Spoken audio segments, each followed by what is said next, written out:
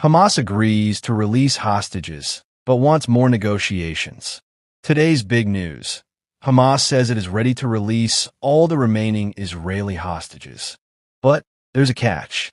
In a new statement, Hamas agreed to release both living and dead hostages, under the exchange formula mentioned in President Trump's peace plan.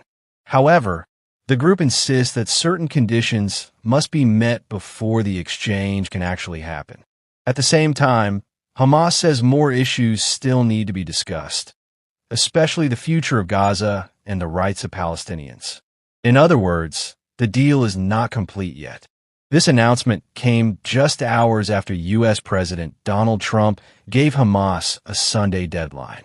His warning was clear: accept the peace plan or face, in his words, all hell. Meanwhile, the humanitarian crisis in Gaza is growing worse.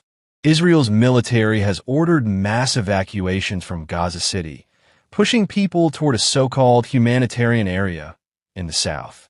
But many families are still trapped, unable or unwilling to leave.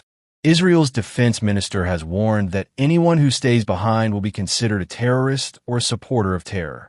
The Israeli government says its offensive is aimed at freeing the hostages. On the ground, though, the reality is grim.